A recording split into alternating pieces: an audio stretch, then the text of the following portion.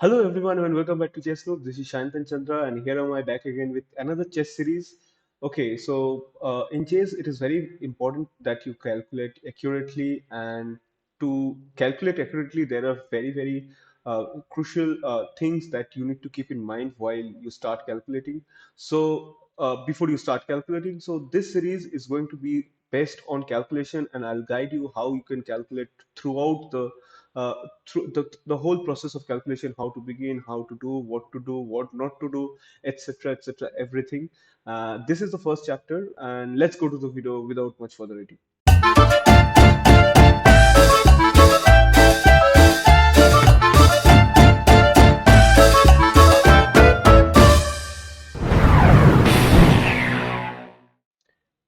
Okay, so here is a position. You can see this is white to play, and in this position, white was soon lost after knight g5, e d6, knight e6, and after knight e6, black, as he was trained in looking for candidates, could have used the unprotected rook on the first rank, this rook on the first rank, to eliminate the unpleasant knight by the odd-looking move queen e8, and this pins the knight, and is preparing bishop into e6, thus securing the king and also his material advantage. Something like here after knight e6, queen c6 can be a very good game as well, very good move as well, because this forces an endgame with two minor pieces against a rook.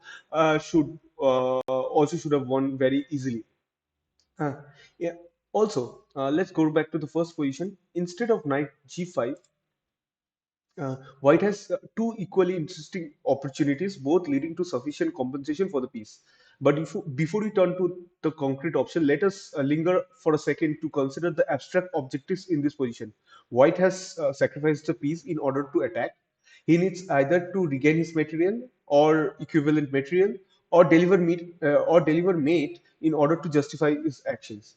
Uh, there is no doubt that he has the initiative, but in order to take advantage of that, he needs to bring all his pieces into the play as quickly as possible to gain a majority at the scene of action in order to fulfill his objectives. Less abstractly, this means that he needs to get his finger out and get the queen side into play. If you see this bishop on c1 and rook a1 is not doing so good. Uh, this is what we should expect a grandmaster would most likely try to achieve in this position. Uh, I would like you to pause the video here and think about two crucial candidate moves that comes to your mind at this point of time. Okay, so the first of the two relevant candidates is the first one is d into e7. And after queen into e7, I have a very strong move, which is bishop g5. This is the most logical and simple way of mobilizing the queen side. f6 is under attack, and now white develops the bishop with a tempo.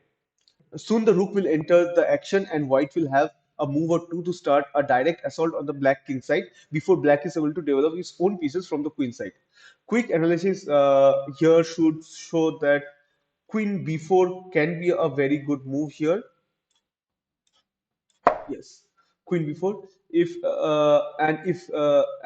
nothing is better, if you can see, if white has no moves to play, he can simply go to bishop d2, queen e7, and bishop g5, and with a repetition, he can go for a draw. This is far more better than what he played in the game.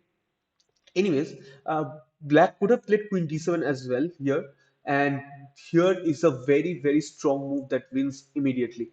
I will give you 1 or 2 seconds, and I will see if you can find it. Okay, yes, bishop f6, and black cannot defend himself because here, if you play king h8, I'll go queen c3, knight h6, queen c5, rook g8, rook a d1, bishop f6, knight f6, and here I am totally winning. All my pieces are very goodly placed. Your rook is out of the game, bishop is out of the game. My rooks are in the open files. My bishop is threatening here. This is a completely dominating position for me. And on bishop f6, if you go queen f5, I have a very I have similar kind of moves like queen c3, bishop h6, knight d6, queen h5, knight into f7, rook into f7, rook e8, bishop f8, rook into f8, king into f8, and queen b4 check. And black is mated in a move or two. Instead, after bishop g5, if you go queen c7, I have rook a c1, again bringing in the rook into the game. So with two tempos, you see my pieces are almost into the game.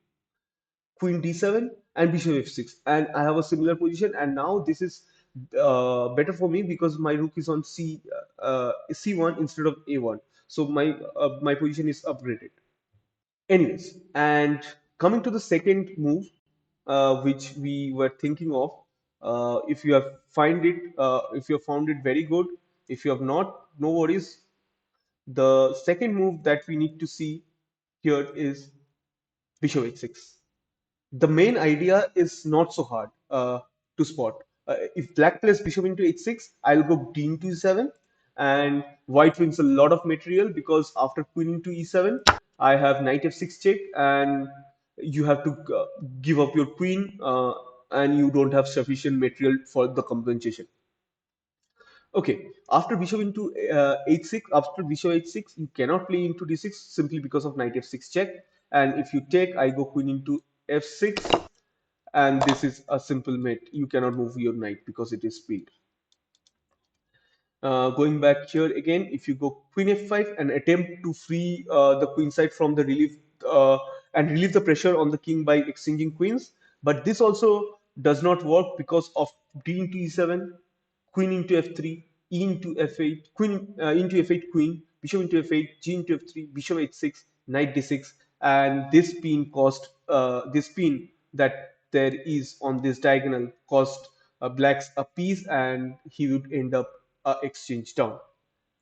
But what is Void really threatening here? Nothing in particular. His next move is could be rook a d1, but the main idea of bishop h6 is about domination. This is what you have to understand before you start thinking in a position. Black cannot get out of this with e6 as well, uh, because after e6, uh, bishop into g7, king into g7, queen f6, king g8. If you go queen h6, I have something like rook e3 probably, and you can simply win it with the rook h6 check, and this is completely winning. And if you go queen h8, I have queen d4, and white has a very very strong decisive attack here. I have ideas like rook a d1, rook d3, uh, rook h3, and many of these. So coming back here, black's only move to do something decisive is king h8. And this is the only defensive option that gives black any hope of surviving, because white should now proceed with bishop into g7, king into g7, and rook d1, bringing the rook into the play as described in the abstract objectives above. As I said earlier, uh, as yet you have not managed to find a defense here for black, and the most likely there isn't one. One attempts to start with king queen d8 maybe, but queen c3, e5, and this does not look very good for white. White has time and active pieces enough for launch a deadly attack on the dark squares, weakened by the exchange of the black bishops. And here's something like f4, and black seems to be quite lost. The variations go something like this. If you go something like bishop g4, f e5, bishop d1, e6, king h6, king h6, e7, queen d7, queen d2, king g7, queen d4 check, king h6, rook d1, and this is completely winning. If you go something like knight d7, I can go bishop into f7. If you take king into f7, I'll go knight g5 check, king g8, queen c4 check, check, and this is also completely winning. And if you take with rook into f7, I'll go d into e5. If you give a check, I'll simply move queen c6, trying to exchange, but e6 check, check, knight c3, rook f5, and I have a very, very two strong pawns, and I'll not take the piece as well. I'll play e7, knight f6, queen e8, e8 queen, knight into e8, rook into e8, rook f8, and d7. This is white has a lot of possibilities here. So the conclusion to this exercise is that white wins after bh6, truly a stunning move that neither of the players considered during the game, nor of the spectators as well. The tactics following this move are not so hard for a strong player with sufficient knowledge of attacking technique to find, but simply seeing the first move is very difficult. It is probably no surprise that it was a computer that later discovered this move. Uh, Strong chess playing programs have transformed the way we think by showing us corridors between our logic and our eyes that previously were dark and hazy, if not completely closed us. Though a computer makes a lousy chess teacher, it can be useful tool in the hands of a serious chess player and a chess trainer by pointing out the different alleyways and different possibilities.